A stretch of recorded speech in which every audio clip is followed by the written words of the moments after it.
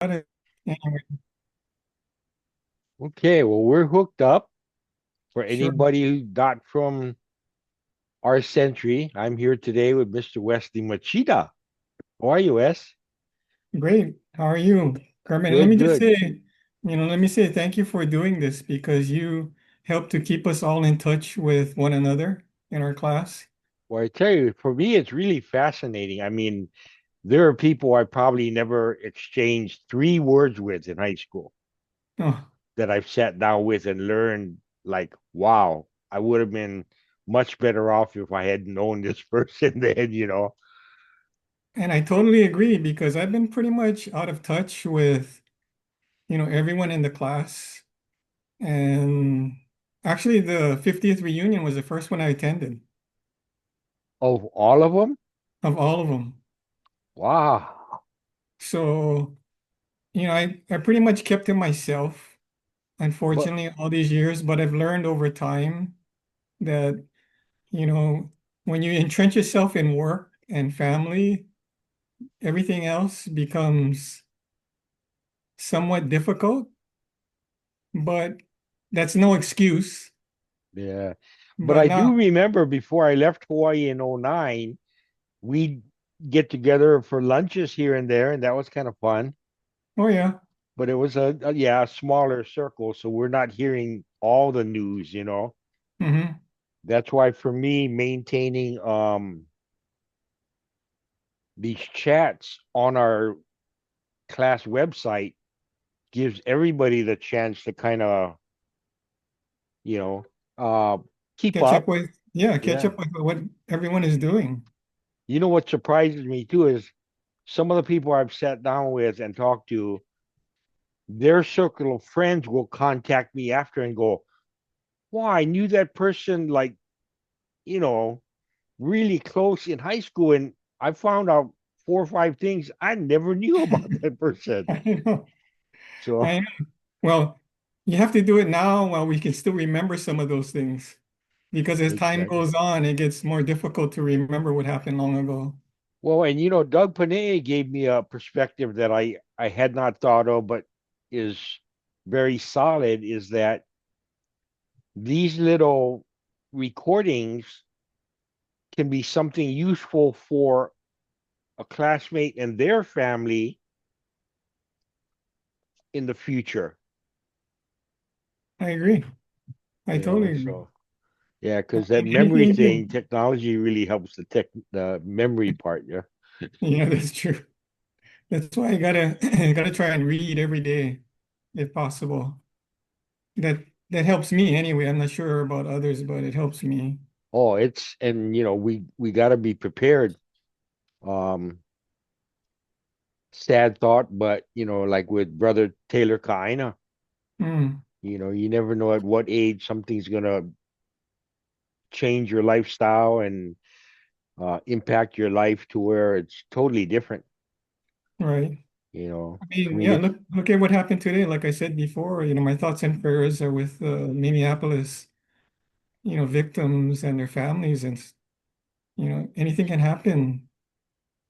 and we have a safety team at my church that was formed specifically because a little bit pre-COVID, we realized that it's so random. Mm, In our day, we could say, oh, okay, such and such street and area after 9 p.m. is not a good idea. So you just avoid the areas you identify. But now you can't even identify. right. You could be in a supermarket, or Hmm. I remember one story where some guy was in a church sitting in on an actual Bible study and halfway through pulled out a weapon and started shooting people. The guy's sitting across from you for half an hour and then, out of nowhere. I mean, it's Yeah. It's tragic. I mean, like you said, you can be anywhere. You can be on the street, you can be in the market, you can be at a store, any place. yeah. And so now with children, grandchildren, and in my case, great grandchildren, Oh, wow. I I worry. Hmm. I just worry much more than I think my mom worried about me. But anyway, So, start us off, Wes. What grade did you start at Kamehameha? Seventh grade. Okay, so Yeah. same as me. Oh, so we came in at the same time then. Yeah, yeah. Yeah. But And I the came in as a interesting, boarder, so oh yeah, I wasn't, I didn't board. The interesting thing, and it can be a blessing and otherwise, but when I came into Kamehameha in seventh grade, and maybe I shouldn't say this, but I'm going to say this anyway. Everything I learned in sixth grade, I learned it again in seventh grade, the same thing. So I didn't have to study and I would get all A's. But then going forward, it hurt me because I developed bad study habits. And so it was a blessing in a sense, but not so much because right. it was a struggle for me going forward. Where did you go to school before Kamehameha? Island Paradise, it was a private school downtown. I'm not sure if it exists anymore, but I went there during my elementary school days because we lived From in kindergarten. from K through six, and then I was lucky enough to get into Kamehameha, and then so I went in seventh grade. So this school was downtown It was proper? downtown, small school, so I think it was maybe like one class per grade level, Okay. but Wow. it was really, really, you had to really study in order to get through it. So now when I look back, I appreciated that. Well, when you mentioned the study habits thing, it really caught me by surprise first year of college Mm. because the teacher could care less if you even came to class. And I thought, wow, how neat is that? And then, but it all catches you in the end when that final hits. Yep, that's It's true. it's on you. It's not on me, the teacher. It's you don't want to show up, don't show up. But when I give you that test, come heck or high water, you got to be ready. Yep, I And totally agree. I saw it as a reward instead of what it was, like a warning. So I know. I think it But took you me never about a really think quarter to about it get until smarter. you never really think about it until you go through it and after Yeah, when yeah. it can impact you in other ways. Now, as we neared graduation, did you have a game plan in your mind, what you wanted to do, where you wanted to go, so you could kind of plan it in advance a little bit? Just a little bit. I knew I wanted to go away to try to see what it was like outside of Hawaii.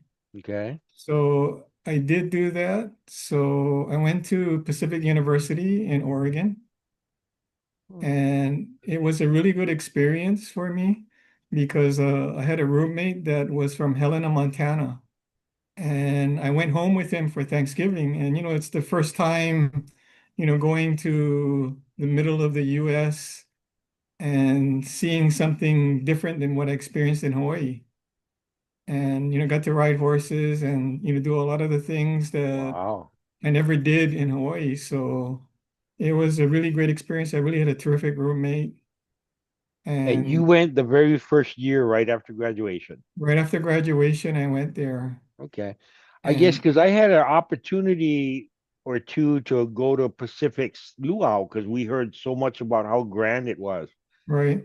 I never made it, but I thought, well, and I'm sure beside yourself, do you remember other of our classmates that went to Pacific with you? I actually don't remember anyone. I remember other years, I think, individuals going, but I can't Okay. recall if there were any that went in our year. There could have been, but I'm not really sure. Probably a big student body at that school. Yeah. It's a small school though, actually. Oh, huh? You know, When I it's a, heard about their luau, it just sounded like there's probably 50,000 kids there. oh no, there's a lot of Hawaii students there though, that's why. Oh, okay. Yeah, so but anyway, and I didn't really I only spent 2 years there because I found out that my father was working three jobs to put me there. And so I didn't really want to. put that burden on them anymore. And he didn't really tell me. I had to find out when I came back for summer one year that he Hey, was that's doing. their generation, man. Yeah. And so when I found that out, I thought, it's probably better I come back and go to University of Hawaii and finish off there. So I did that. So you get in on that state tuition, right? In-state tuition. In-state tuition.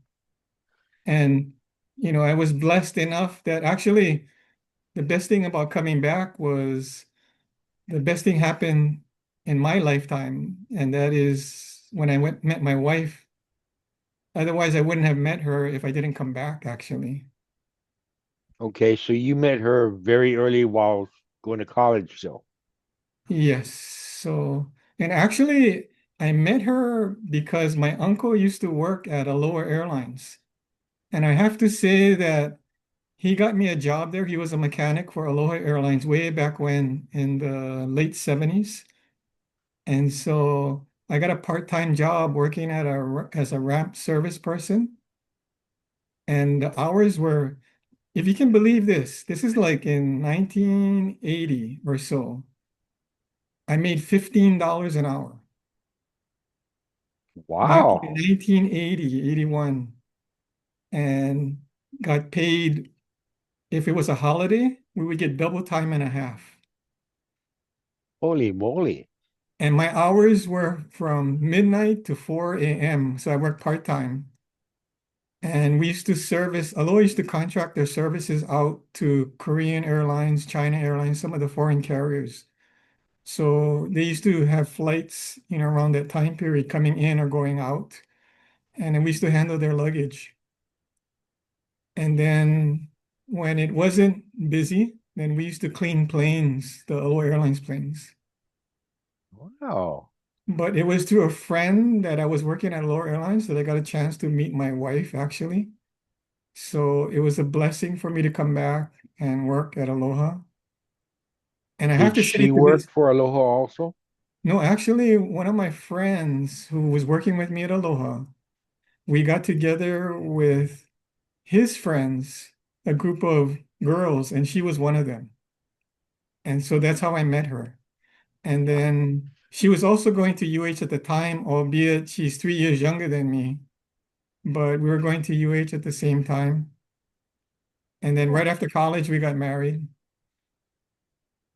And so it's not what you know, it's more than who you know, right? Oh, exactly.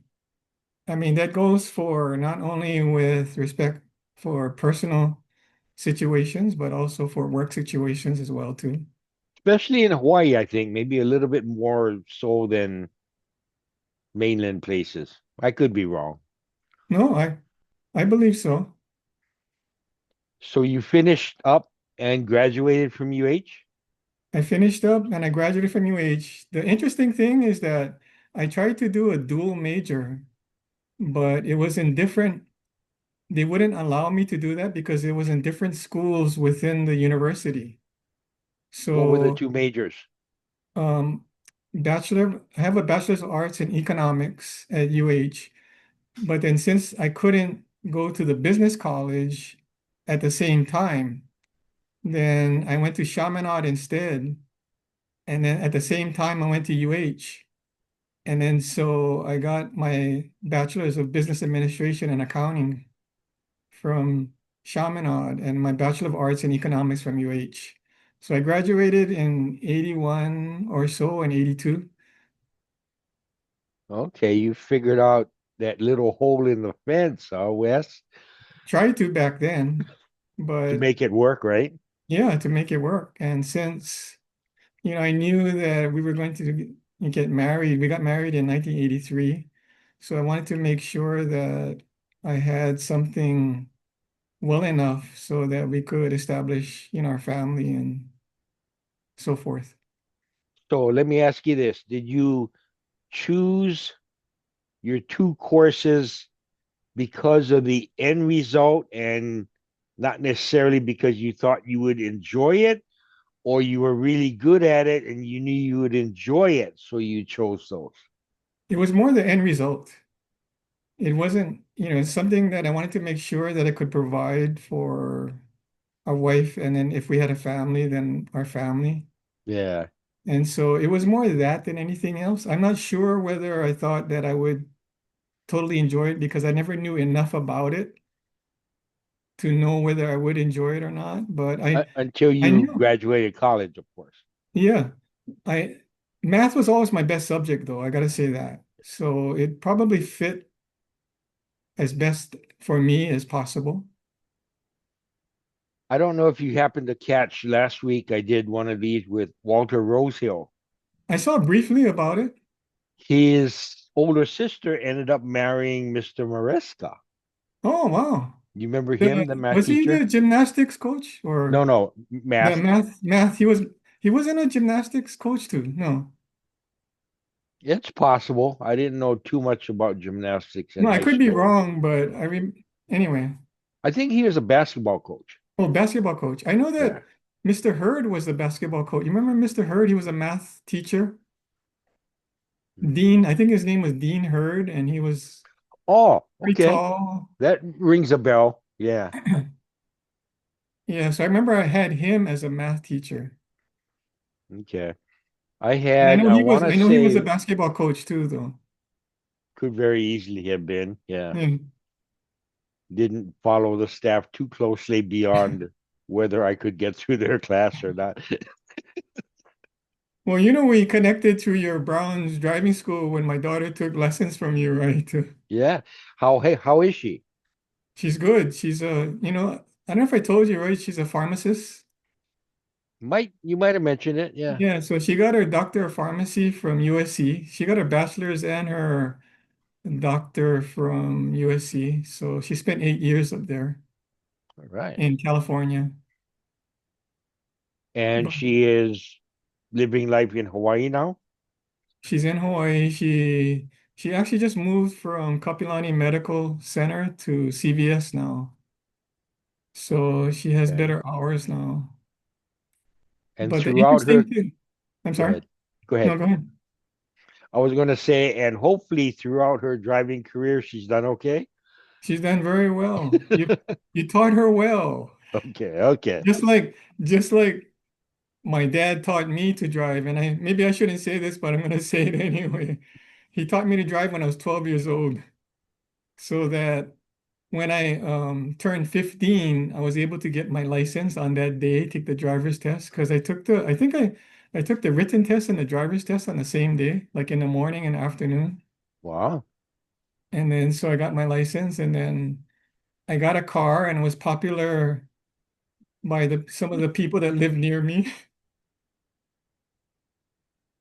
Well, I've always believed, the more time on the road, the better. I mean, you cannot, I've never understood parents who wanted to rush it just to get it to happen. You know, Mm, I, if I remember correctly, it was like 50 hours of driving they have to put in with so many of it at night. And I thought, God, if it could go a year, that'd be even nicer. right. So, and But especially so up you here don't on the have mainland. do you have your driving school still up there? No. No, because to do it in Minnesota when I moved up in '09, you needed to have a teaching certificate, Oh. which would have required me to go back to school for 2 more years, and I didn't want to. So you would have to get an education degree. Is that what it entailed? Oh, interesting. I guess Yeah, every state has different requirements then. oh, definitely. Because up here too, you can get a farm license before, I think at age 13 or 14, but you're not allowed to drive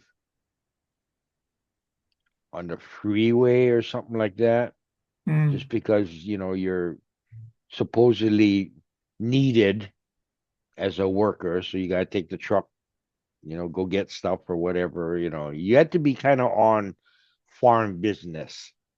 You couldn't be like cruising to go to the lake for a barbecue or something like that. That's totally different than I guess my experiences in Hawaii. But Yeah. So yeah, they have that special allowance that they have for the kids. hmm. I think you can be 13 or 14 to get that. So Oh, interesting. yeah. And then of course, because of unfamiliarity, I don't know how I would begin to train somebody to drive on in the snow and the ice and Mm. stuff I'd never even experienced, because my first winter or two up here, boy, I had some hairy moments behind that steering wheel, man, just Oh, because, yeah, lack of knowledge. but you're still here. Yeah, very, very lucky. Like Yeah. one thing I learned early on that kind of shocked me, but then once I learned the science behind it, it made sense. Like when you're out and the road surface is slippery, you should not have your cruise control on Mm. because it'll force your speed to continue in a bad situation. And I never stopped to think. I thought, hey, if I go slower, I can still use my cruise. But again, Mother Nature kind of slaps you very early on and goes, that's not a good idea. You know, the one thing that really helped me, although you don't have any cars like that today, is that I had a 5-speed stick shift as one of my first cars. So I learned how to drive, standard as well as automatic. So that to me, that was helpful. And I've always been a proponent of knowing how to drive standard because, well, I guess not these days anymore, but I thought, what if they're stuck at home? There's a major medical emergency. They run outside, and the only thing in the driveway, you know, is a stick shift. It's like, holy moly, you don't want to be trapped like that. No, I agree. I totally But agree. You always have to be prepared for anything, really. yeah, because except for my oldest grandson, I don't know if any of the grandkids know how to drive manual trans. Yeah, because most cars are automatic now, right? Yeah, I don't know. I mean, you'd have to probably go way out of your way to buy something that's a manual trans, Mm. or you could spend $80,000 and get yourself a nice Porsche or whatever, and that would be manual trans. But Yeah, so, how many kids altogether do you have, Wes? I have two. So, Melissa, and then I have a son, Aaron. He's younger, Okay, how many years in between? 7, I believe. Okay, Yeah, so it anyway, probably wouldn't say this, but originally my wife had a miscarriage in between, so that's why the years are probably greater apart. yeah, okay. Um, your wife, did she have a career outside the house? Yes, she's been an educator. Actually, she's the smartest one in our household. She was a salutatorian in her high school with straight A's, and actually she helped me when I was in college. She was the one that motivated me to make sure I studied hard and got good grades.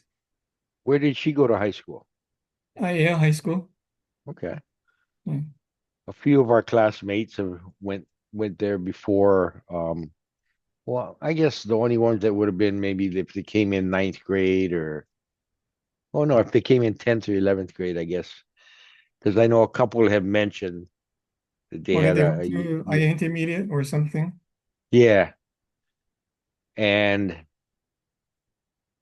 I want to say Rhonda Hainish because she said not until she got or not until she heard the Zoom chat did she even realize that that other Kamehameha classmate was there the same time as her, Hmm, before she got to Kamehameha. So it's like, yeah, I guess, you run in certain circles, you might not encounter everybody, yeah, that's true.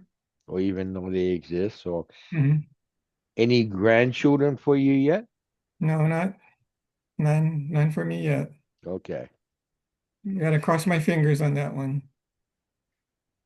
If it's supposed to happen, it'll happen. And what the Mhm. nice thing about them is you can spoil them and then give them back at the end of the day. That's what my big lesson about grandchildren is, Yeah.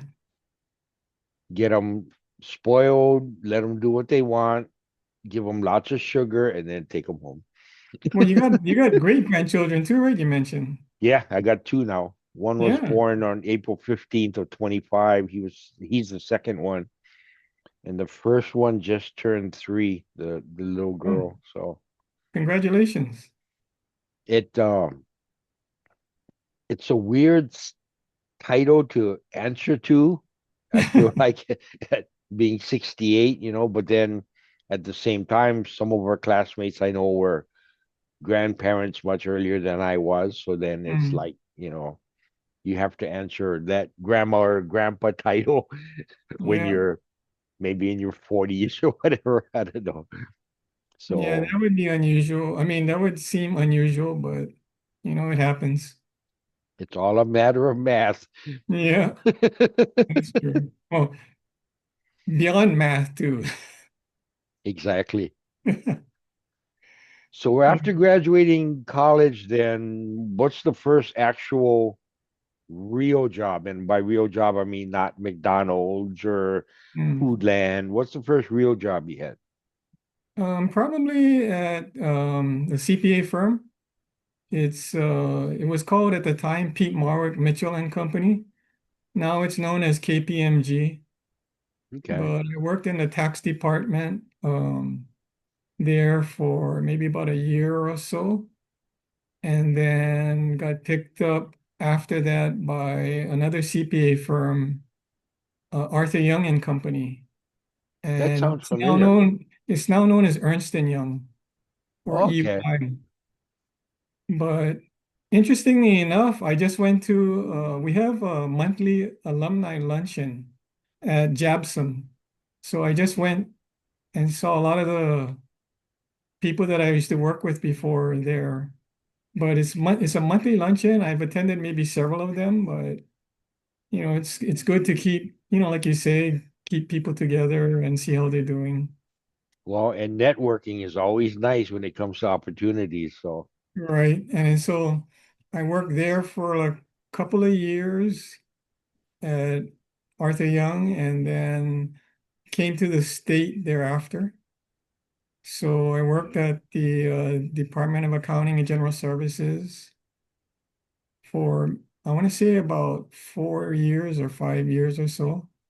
now your opportunity to start working for the state, was that something you were kind of fixed on and you worked toward, or did it just kind of, oh, surprise, there's an opening, I'm going in or whatever? It was more of a surprise just to see, well, actually more so I went to see what it was like. There was a position that was open, so at the Department of Accounting and General Services. So I figured I'd try and apply and see, just trying to find my way in terms of, my future. And so just from a working career standpoint, to experience both the private and public sectors. Yeah. So I worked there, I want to say for about 4 or 5 years in the audit department. And then interestingly enough, I had applied to the employees retirement system as the accounting manager. And so I got that job back in 1989. Wow. And Okay. I actually, most of my career, or a lot of my career, I should say, was spent at the retirement system. So So what year did you start working for the state? I actually started working for the state in, I want to say, 86 or Okay, so so. not too much between getting married and all this kind of direction then. Yeah, because I was married by then. We got married in 1983. So when I was working in the private sector, we got married. When I was working for Arthur Young, and then we got married, and then we bought a place in Waipio. So we Now had that's not where I remember picking Melissa up at. yeah. So actually, we got married. We bought a two-bedroom, one-bath house in Waipio, and then several years later, we moved to Newtown area. Okay. And so I don't know I don't think you picked her up there. I think you picked up here where I currently live. I live in Pearl Ridge. That sounds more familiar. Yeah. Yeah. So I live up by Pearl Country Club, or now known as the Pearl, because Kamehameha Schools bought it out. Yeah, if So my memory serves me correct at all, it sounds more like the area because it definitely wasn't Newtown. So, yeah, because when we were at Newtown, Melissa was there. I mean, she was already born, and then we moved, thereafter. Before I think my son was born, because what year is Melissa born? 88. Okay, so 98 would be 10, 2008. So 2005 or six-ish, right in that area, Yeah, probably. so we were here. We were here in Pro Ridge. Yeah. So you probably picked her up here. Okay. And how old is your son now? He just turned 30, so he's born in 1995. Okay, so you guys are empty nesters then. Not really, they're still with us. Melissa has her own place at 81 South Street, but she rents it out. Oh, okay. And then our son is trying to get his PhD at the UH, University of Hawaii. And he just got through finishing teaching. He's an instructor during the summer for an education course, a bachelor's course at UH. And then he also works as a graduate assistant in the language technology department. Okay, So what kind of thing would that be? Language technology. that's an interesting thing because I never really asked him too much in detail about it. It's part of the education department. So I assume it has a blend of technology and education of some kind. Okay. Huh. And so your wife as an educator, primarily, was she like a teacher then, mostly? Actually, she was a teacher for a while, but then she was also a curriculum coordinator. And she works as a project coordinator now for the same school that she came from, which is in Pro City Palisades Elementary. Oh, So it's she she taught, made a big circle on that one, huh? I guess so, but she's always been good at teaching and directing students. And now she's doing projects for both parents and students so that they can Okay. work together on Yeah. projects. Now, are you still working or are you retired? I am working. So right after this, I'll probably have to go in. I work for the state legislature. I work for the Speaker of the House. And Helping him with financial things or actually it's a her. Um, she's actually from Kauai. She's a representative from Kauai, Nadine Nakamura. She just recently became speaker this year. Prior to that, it was Scott Psyche. He was the one originally who had hired me. oh, okay. And there's an interesting story behind that too, because I never really got to know him until I'm not sure if I mentioned this before, but I was the state director of finance under Okay. Governor Ige. And during my time as director of finance, he had called me about working, or when I say he, being representative at the time or speaker at the time, Scott Psyche. He had called me, and I never really knew him at all. He had asked me if I could help him with projections on funding the rail. So I did multiple projections on that regarding the general excise taxes and the transit accommodation taxes. And they used a lot of my work to pass the budget legislation through so they could fund rail. Otherwise, rail might not have been continued. And that's how I got to know him. And then when And so I, when he first approached you about yeah, that position, you were still working with the Governor Ige. well, actually, he never approached me with the position. He actually approached me to help him do projections, financial Okay. projections. And Like a so I never special really, project kind of thing, huh? yeah, I never really worked with him at all. He had asked me to help him. So I did that. And then it was through that after I retired in 2017, at the end of 2017, as director of finance, he asked me in 2018 if I wouldn't mind working for him.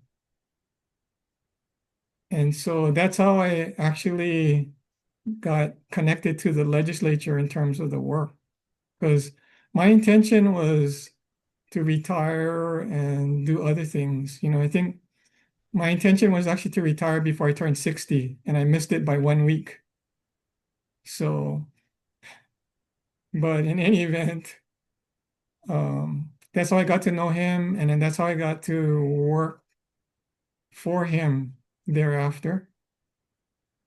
And then I was working for him until he unfortunately lost his election last election cycle.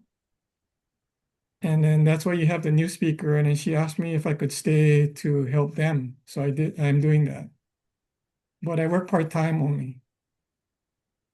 So your initial plan was to retire before 60, and here we are 8 years later. Well, Do you have a new timeline in your head, retiring and relaxing and not really. I think I can go and do things for another 10 years or so, and I'm hoping that I can because it keeps my brain functioning as best as it can be. right. And so that's why, right now I really don't look at any end date necessarily. And the reason why I retired in 2017, it was not only because I wanted to retire before I turned 60, but also because I had a couple of surgeries. And the second one that I had, it's my belief that it was caused by um, me spending probably 7 days a week working till late, not taking care of myself as I should have been. Yeah. But hopefully now you do find time for recreation, maybe some travel. Yeah, I actually lift every day for either my off days are maybe like 40 minutes and my regular days are probably like an hour and 15 minutes. And then I walk 5 to 6 miles a day. And I try Okay, to get at least 13 to 15,000 steps a day. that's So awesome. that's because I walk my dog every day too, so that helps. Yeah. You and your wife do any traveling? Well, we're going to go to Japan in October. We went last October and we're going to go again this year. So is this just your second trip there? Well, for me, it's my third or fourth because when I was helping a CPA before, he took me to Japan and China, I believe, way back when. So Wow. in between, when I was working for some of the CPA firms, I had a friend who had his own practice, and he had asked me on the side if I could help him, so I did. And as one of the benefits, he took me on a trip to Japan and China. How So did this you is like probably, China? it was interesting at the time. I mean, I can't remember too much about it because this is I think it was back in the 80s, the late 80s or so. And of the people I've done these interviews with, a good, healthy number who have been to Japan just rave about Japan. Oh, yeah. I Have you mean, been they're there? all no, but I want No. to now after talking to classmates. It just sounds like, whoa, that's a trip you got to make. And, with all of the things that have been going on in the United States, at times we jokingly say we should move to Japan. But anyway, Yeah, we'll I've see. even I've even every now and then sat down and watched on YouTube some expat videos. and they talk Mm, about how, it's just a different lifestyle, but you can really take good advantage of the economy and, you yeah, know, good food and just all kinds of couple of the places have, comparable medical that's, I mean, a third, a fifth of the cost here, and it's good quality care. So, but yeah, they talk about Japan, and I'm thinking, man, I gotta go. Now, have you been to like really different areas of Japan? Because I know the geography changes a lot in Japan. yeah. You know, I mean, never really spent going to too many different areas. You know, we go to whatever the tours take us to, these some of the amusement parks and, like Mount Fuji and okay, yeah. some of these historic sites. So this time around, we're going to go to a little bit of the different sites. So should be an interesting experience again. But How long did you stay last year when you went? probably like 7, 8 days or so. Okay. So we'll be doing the same thing this year again, about 7 or 8 days. So we're going to try to do something probably every year and try to go somewhere, if not Japan, some other country. Yeah. I think recently this spring, Ulu Kealoha, I always get mixed up with the girls in our class because they're married names and their high school Yeah. names.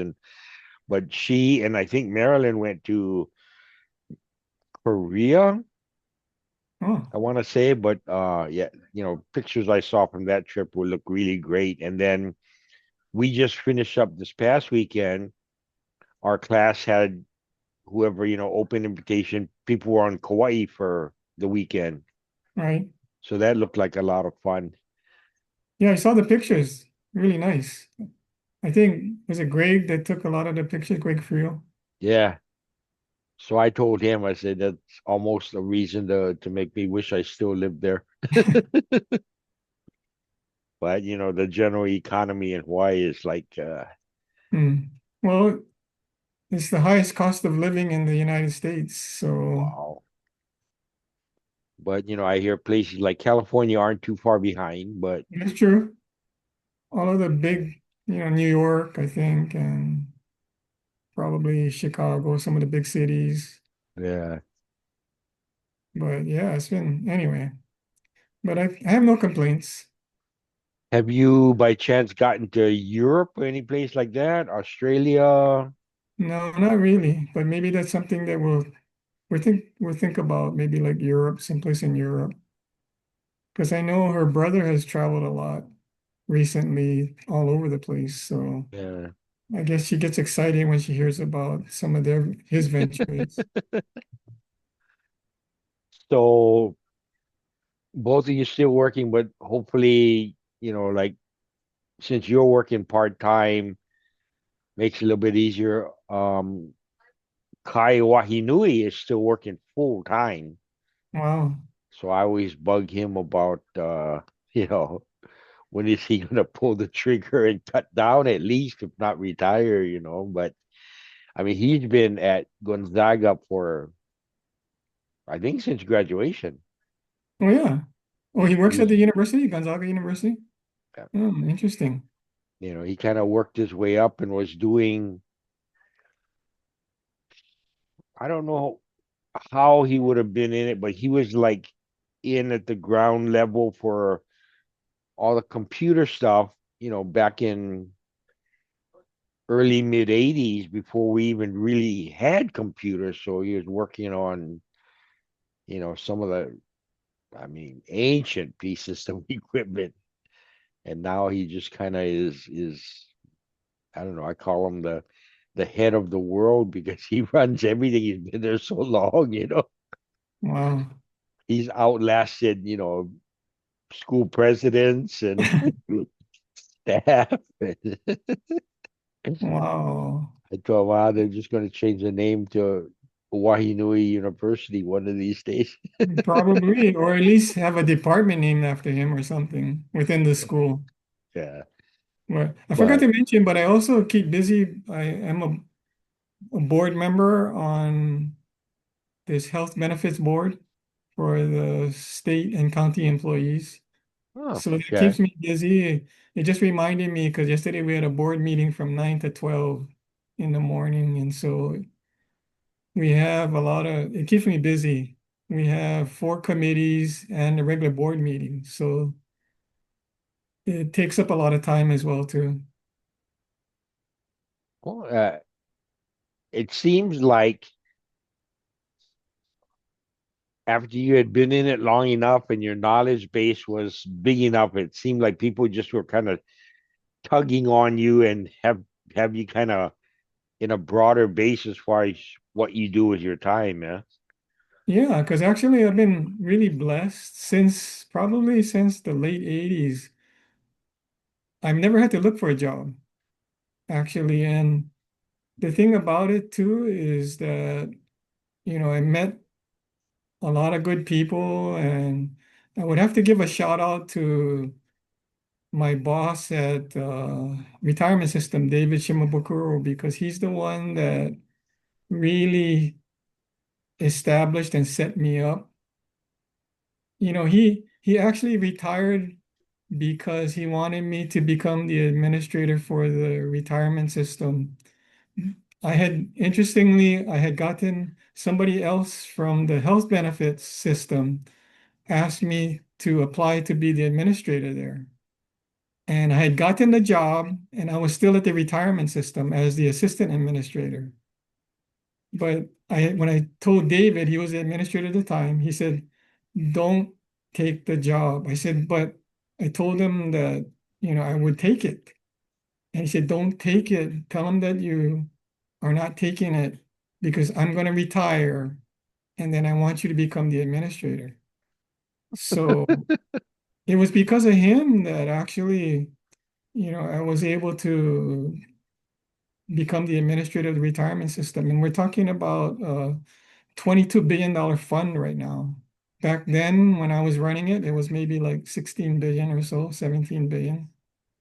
But it's huge. It covers upwards of probably 200,000 people in and out of Hawaii.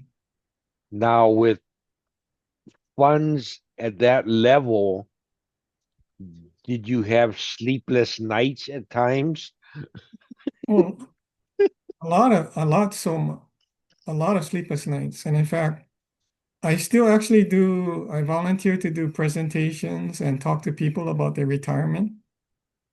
And so for me, that's extremely important because, many of them, I don't know if you know this, but state government and county government employees, their average life expectancy right now is about 88 years.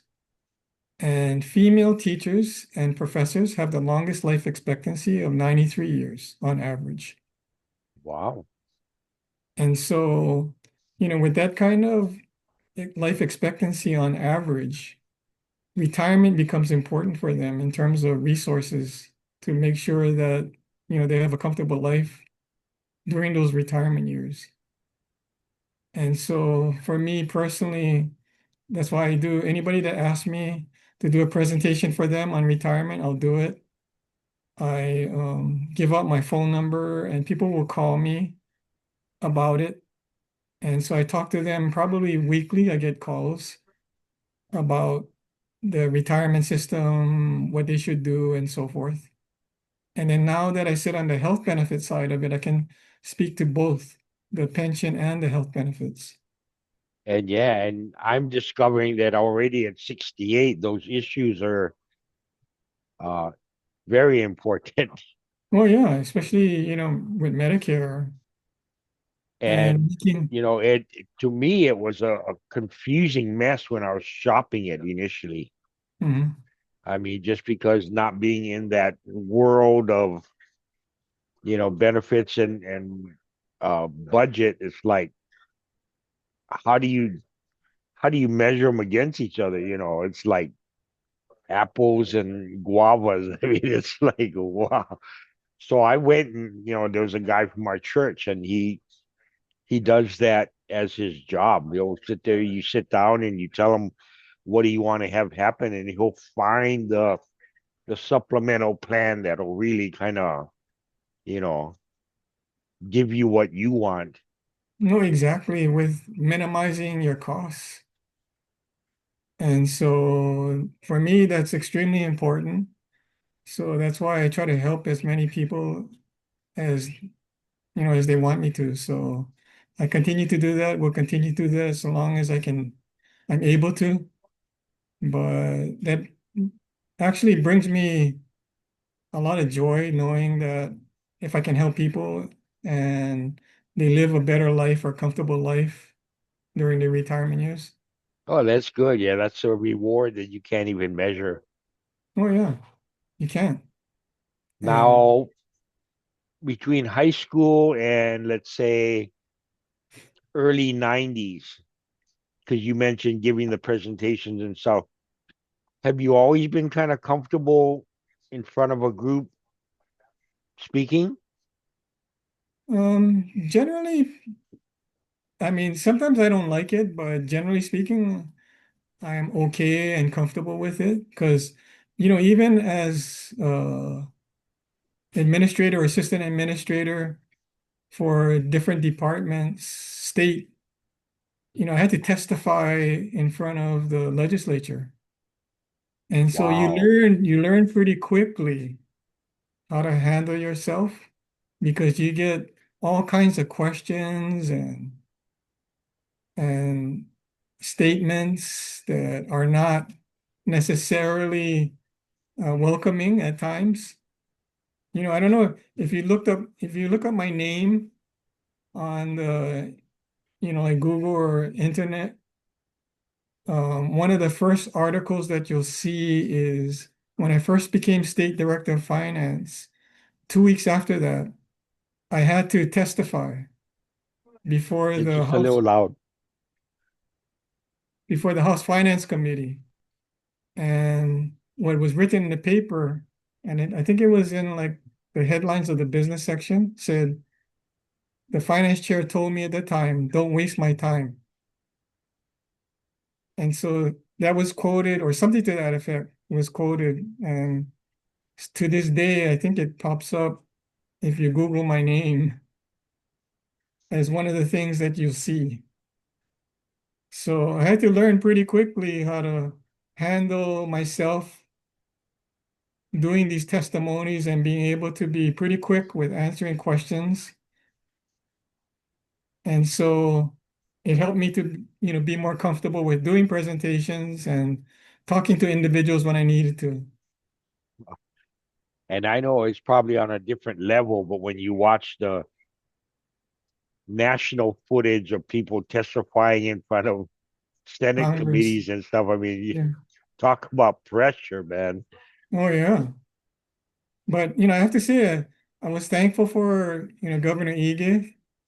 Um, he was a really good governor to me, and I wish I could have stayed for his full term, but wasn't able to. But, one of the interesting things too is that I'm not sure if a lot of people know this, but I got to be acting governor for several days because there's a chain of command when the governor, the lieutenant governor, and the attorney general are out of state.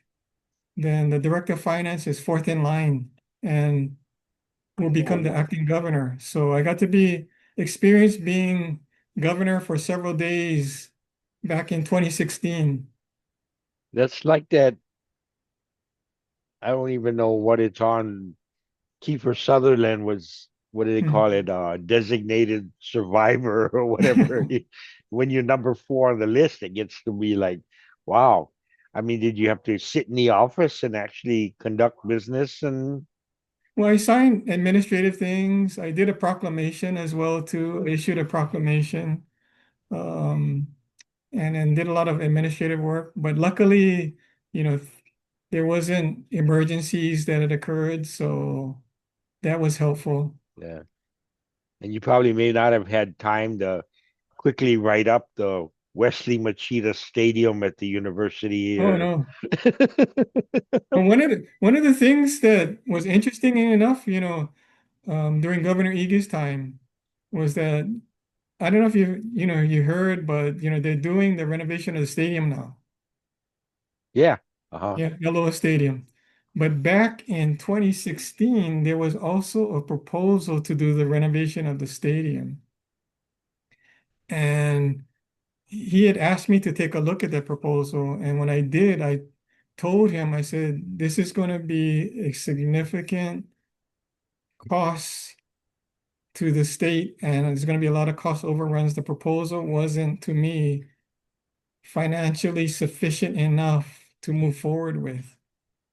And so that's why he rejected it. So I was lucky enough to get a chance to do that. Okay. Now, without revealing classified information or anything, I thought of this earlier, but I didn't know how to ask it. When you helped Psyche do the projections for the rail, Mhm. did it seem at that time like all the numbers were in place and it was a feasible, sound idea? Personally, from my standpoint, I never thought that it should have been started because it wasn't going to downtown or Ala Moana or the University of Hawaii.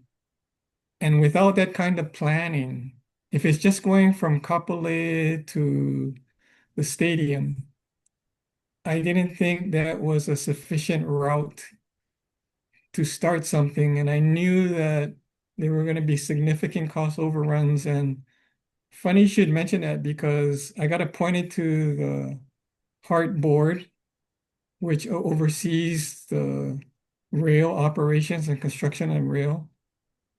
And I told whoever had appointed me at the time that I don't want to serve on it anymore because there's going to be significant cost overruns and I didn't want to be a part of something like that. So I stepped down after serving for maybe, I think, 9, 10 months or so. Yeah, because the same general thoughts crossed my mind as I would hear, but then I'm not looking at a big picture at all. Just I'm thinking to myself, if you're not servicing at least UH in downtown, I mean, that's who knows how many tens of thousands of riders that aren't even going to be stepping foot anywhere near the rail. When I go to work, I pass under the rail every day, maybe between 12:30 and 2 or so. And the most people I see riding it was 4 when it passes me every day from Monday to Friday. I'm sure there are during the more peak hours, but during that time, I've never seen any of the rail serving more than 4 individuals when I pass by it. That's Yeah, so anyway, so that was one of the other interesting things that I got to deal with. And there's been many, and I've been fortunate and blessed enough working for the public sector. And the thing about it that is somewhat, I want to say, troubling is that you're dealing with taxpayer monies. And so, you're dealing with residents who pay taxes, even non-residents for that matter, that, more than 70% of our general excise comes from local residents. And about 25 to 30% come from, tourists and others. But a lot of the monies that are being spent are from, people, hardworking people here. man. So you want to try and provide something that's going to be productive for them at least, or a true benefit. Yeah. No, exactly. And so it's at times it becomes disheartening for me to read about it, in the paper in terms of some of the disruptions that are occurring like in Dillingham, for example, or downtown, and some of the cost overruns that are coming up. And hopefully it'll be successful one day. And they'll be able to transport a lot more people than they have been currently. But that's We'll just my cross our opinion. fingers on that one. So, Yeah. Lee. Well, you've come through it, Wes, and you've done a good job along the way. I commend you, No, man. I just that was a lot on your shoulders for a good long time. So not really. I mean, but anyway, you just have to deal with, what comes your way. And yeah, it's just you were interesting. way more prepared for it than I was. So I don't know or I would about have been. that. I don't know about that. But I moved around a lot too. So even though we talk about just a few of my jobs, I probably have held maybe 12 to 15 different jobs or positions easily. Wow. You better keep good notes for when you get ready to sit down and do your biography. That's not going to happen. You Oh should do man. one with all your grandchildren, your great grandchildren. It You it would should do be one. it would be a comedy thing, I think, I don't think so. thinking back on it all. So No. oh my. You know, again, thank you for everything that you do for our class and keeping everybody together. It's a great thing. Well, hopefully it's been a little slower during the summer with people's busy schedules because when I started in April, it kind of took off pretty well, and then before you knew it, I was putting one out every day, and I had Wow. probably 7 or 8 people already recorded, just waiting to get loaded up. So, Mm. but yeah, summertime's just tough in all aspects. I mean, when it comes to our city doing things or us meeting for church or whatever it is, it's like everybody's so darn busy. You can't hardly get anything done during the summer, but it's always nice to have a little break in schedule. Oh, yeah. So what is the most interesting thing for you, if I can ask you, in terms of what you've been doing? Hmm. Anything you can think of? I'm kind of fanatic about chasing down when I hear about something within driving distance that offers uh, something resembling a local meal of some kind. Mm. Every year in Iowa, about 3 hours south of me, they do an annual event where they take up about 5 downtown city blocks and they block it off, and then these vendor trucks just come in from all over, and they call it celebration, and it's everybody. It's nationalities I had never even heard of before in my life. You got the Hmongs and the Laotians and everybody's got their own cuisine. So that's pretty much. And then Minneapolis puts on a lot of events and we've got a pretty good social group up here, which coincidentally is facilitated by Martha Farrar's son. So he kind of oversees and puts it together. We've got our annual picnic coming up this Saturday. So that'll be potluck and there'll be all kinds of good things to eat. I'm certain of it. So that's pretty much it. It's just, I think part of it is because I enjoy driving. So the travel part, Mm. even though it seems incredulous how far I go just to get something to eat, but um What's the farthest you've driven to get something to eat? 30 miles, 40 miles? no, 4.5 hours probably. Oh, Yeah, no. just to get something to eat and come back? Wow. Or we might stay the night and come back early the next day or Mm. something. But yeah, I'd like to.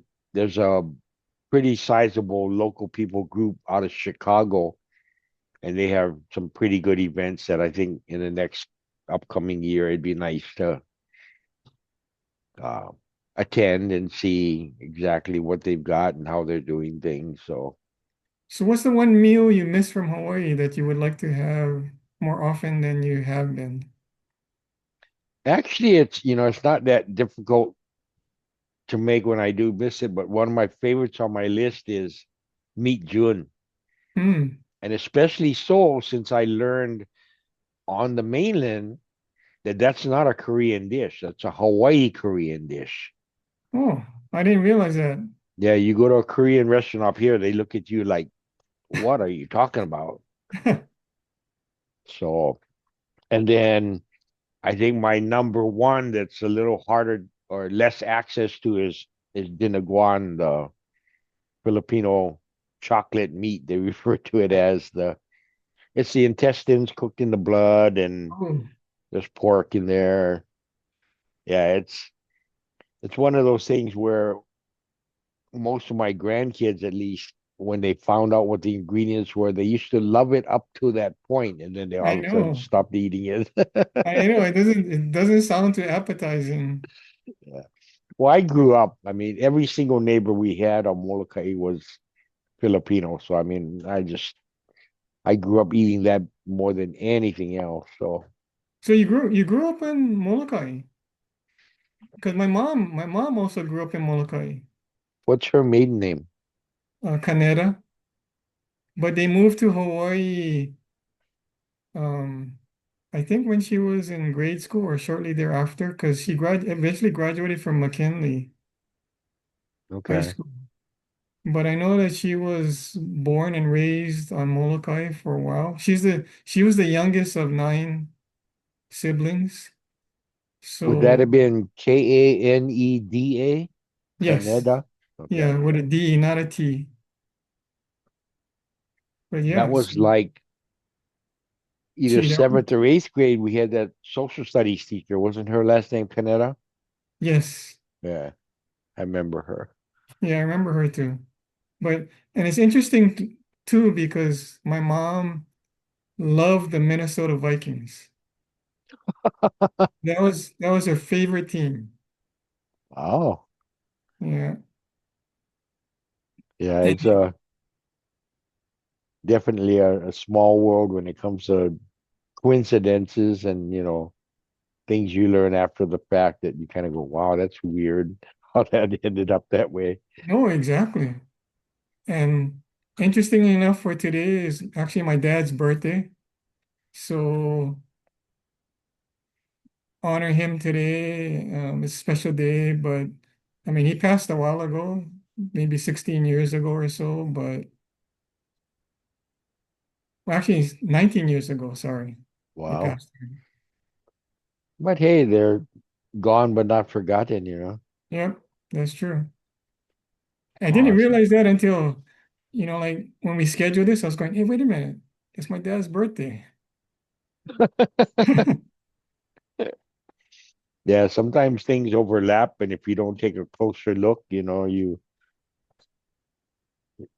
that's why I have to keep a real detailed calendar for myself because things overlap and I've got to know, when and if my wife's working and like Yep.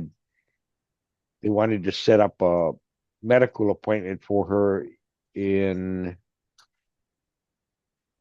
October or early November. And looking ahead, I thought it looked clear, so I scheduled it. Then I took a second look and went, "Oh, that overlaps." So I had to call them back and, and reschedule. So No, I'm just the gotta. same way. I gotta put mine in my phone calendar because I pretty much have a meeting just about every day or some kind of appointment pretty much every day. So that's why if I don't have it in my phone, then I could easily overlook it.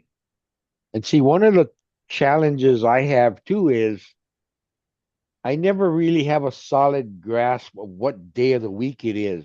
I mean, if I Mhm. stop for a minute, okay, it's Wednesday. Mhm. But other than that, it's like more by last night I told myself what what I got to do the next day. It's one of the last things I use. Um, right before I go to sleep, I look at my calendar and go, okay, what time I gotta wake up, what time I gotta leave for this, and but you ask me the day of the week, I always gotta stop and kind of go, it should be Wednesday. That's why I still work. It helps me keep Monday to Friday in perspective. Yeah, yep. So it helps me anyway in that way. Good, good. Well, man, it's been great, Wes.